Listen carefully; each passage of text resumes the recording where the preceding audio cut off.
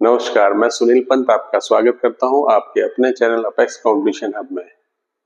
Spotting the error की तीसरी video जो है आज हम शुरू करेंगे और मैं पहले ही आपको कहना चाहता हूं कि आप एक नोटबुक और एक पेन जो है लेकर बैठें और नोट्स मेकिंग साथ साथ करते रहें।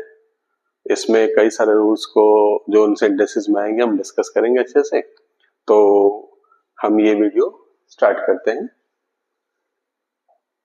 सेंटेंस फर्स्ट हमारे पास है, in India there are many poors. यहां पर in India there are many poors या मैनी वर्ड यूज किया है। पुअर्स, तो पुअर्स बोलने की जरूरत नहीं है।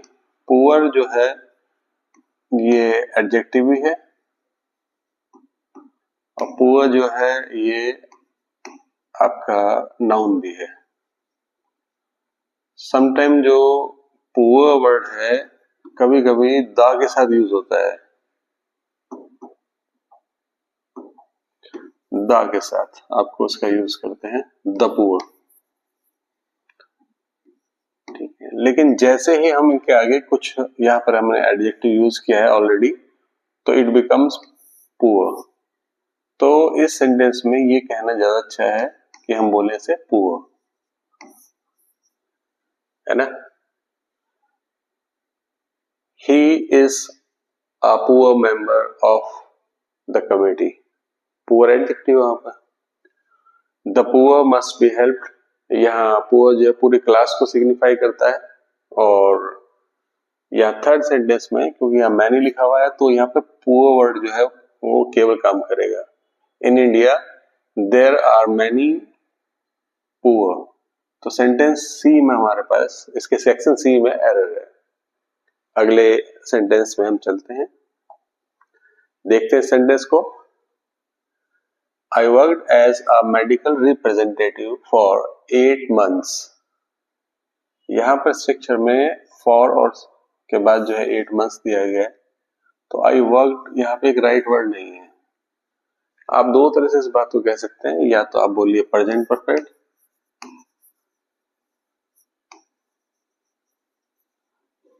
मीन्स हैज हैव के साथ आपकी थर्ड फॉर्म यूज कीजिए, और या आप यहाँ पर परफेक्ट कॉन्टिन्यूस बनाते हैं।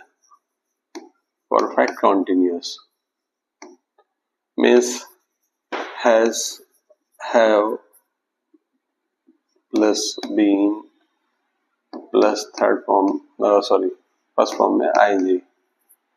तो यहां पर आप बोल सकते हैं I have been working as a medical representative for 8 months, या आप बोल सकते हैं I have worked as a medical representative for 8 months। तो सेक्शन ए जो है इसमें एरर है। ये दो रूल आपको अच्छे से याद रखने हैं, है ना। टाइम और जब सिंस और फॉर का टाइम दिया रहता है तो ये दो पॉसिबिलिटीज हमारे पास होती हैं।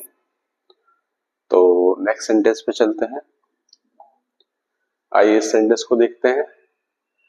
Shakespeare has written many plays as well as some poetries.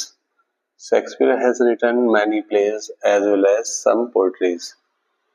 जितने भी ग्रेट ऑथर्स हैं उनको प्रेजेंट में लिखा जा सकता है। जितने भी मिथिकल कैरेक्टर्स हैं तो उनको प्रेजेंट में कहा जा सकता है। और जैसे प्रेमचंद के उपन्यास के जितने नायक हैं उनके बारे में उनका कोई एक्शन जो है वो प्रेजेंट में कहा जा सकता है। तो यहाँ पर ये इसको एरर में नॉकआउट किया जाए। तो Shakespeare has written many plays as well as some poetries, यहाँ पर ये प्रॉब्लम है क्योंकि पोएट्री वर्ड जो है वो सिंगुलर यूज होता है। पोएट्री वर्ड फर्नीचर वर्ड भी, ठीक है। आपके पास इंफॉर्मेशन है,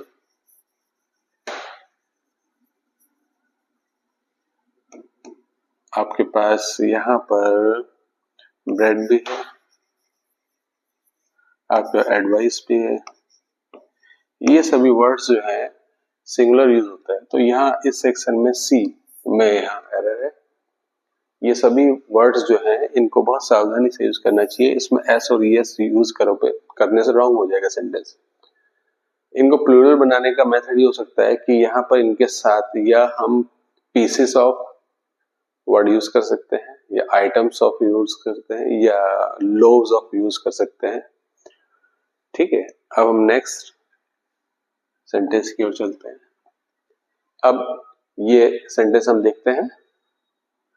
Neither of the girls were willing to accept the proposal. Neither of the girls, girls okay है, neither भी सही है, लेकिन यहाँ वर यूज किया गया है। इस फ्रेम में आपको ध्यान रखना है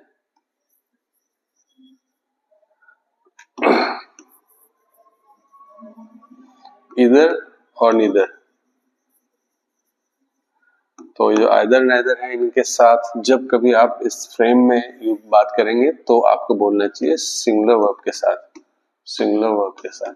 यहाँ पर तो यहाँ वर्ड रॉन्ग वर्ड है, यहाँ पर जो हमारे को हेल्पिंग वर्ब चाहिए दैट इज वॉज यूज कीजिए। तो हमारा इस सेक्शन में एरर है, ये बी सेक्शन है। तो सही सेंटेंस क्या बन रहा है? Neither of the girls was willing to accept the proposal.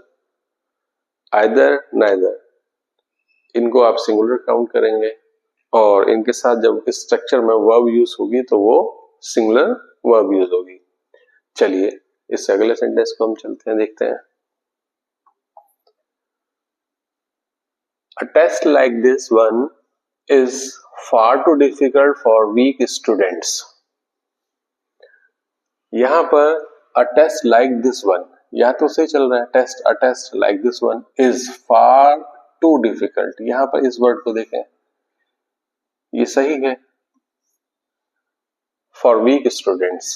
यहां पर ये जो वर्ड यूज किया गया far too, और यहां पर कई बार आप फार वर्ड भी यूज कर सकते हैं, कई बार मच टू डिफिकल्ट भी यूज कर सकते हैं, तो मच टू वर्ड यूज कर सकते हैं। तो ये सभी वर्ड्स ओके होंगे। मच टू डिफिकल्ट फॉर, क्योंकि ये सब ये जो वर्ड्स हैं ये एडजेक्टिव और एडवर्ब्स के लिए यूज होते हैं, एडजेक्टिव और एडवर्ब के लिए यूज होते हैं, और इन सब के एक ही मीनिंग है, बहुत ज्यादा है ना, टू अ ग्रेट एक्सटेंट, बहुत ज्यादा। तो a taste like this one is far too difficult or much too difficult. Sometimes we say to stay here is far better than, है ना। तो इस तरह से हम बोल सकते हैं, ये far better, far वर्ड भी यूज किया जा सकता है, ज्यादा सही, ज्यादा के लिए। ठीक है, अब हम यहाँ पर देखा तो एरर हमारा किस सेक्शन में आई? बी सेक्शन में। सॉरी, यहाँ पे एरर नहीं है, हमने कहा ये सही है तो एरर हमारे नहीं बनी और ये बना no error section. D correct है क्योंकि इसमें कोई एरर नहीं है। और अब हम अगले सेंटेंस पर चलते हैं, देखते हैं ये क्या है। अगला सेंटेंस चेक करते हैं। Being a cold day, the tourists did not go out for an morning walk. An morning walk क्या होता है भाई? पहले तो ये गड़बड़ है, यहाँ पर शायद लगता है प्रिंटिंग एरर है, क्योंकि एरर तो इसकी कहीं हो रहा है। और अ मॉर्निंग वॉक, इसे आप हटा दीजिए क्योंकि यहाँ पर मेन प्रॉब्लम कहाँ पे है? यहाँ पर है, यहाँ पर सब्जेक्ट का रेफरेंस सही नहीं आया। यहाँ सब्जेक्ट का रेफरेंस टूरिस्ट से है और यहाँ कोल्ड डे से आ रहा है, तो इसका वेदर कंडीशन के लिए आप यूज करते हैं इट का। तो right way to say the sentence will be it being a cold day। तो अब ये सेंटेंस को कहा जाए it being a cold day the tourists did not go out for a morning walk। यहाँ पर तो ये ऐड किया जाना जरूरी था, सब्जेक्ट का रेफरेंस दिया जाना जरूरी था। इसको हम नॉमिनेटिव एब्सोल्यूट स्ट्रक्चर बोलते हैं, और यहाँ पर अभी इसको हम ज्यादा एक्सप्लेन नहीं कर पाएंगे, तो लेकिन आपको इस एग्जाम्पल को बहुत याद रखना है। Okay, again disturbance.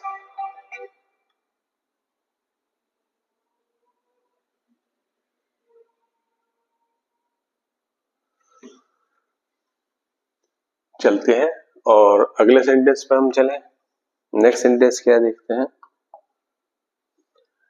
It is time we take a holiday to our native place. अब ये पिछले को लास्ट वीडियो में भी मुझे लगता है ये डिस्कस हुआ था, आप थोड़ा चेक करिए क्या प्रॉब्लम हो सकती है इसमें, क्योंकि अभी शायद सेकंड या थर्ड वीडियो में, थर्ड तो वीडियो है, फर्स्ट या थर्ड सेकंड वीडियो में इसको डिस्कस किया गया था।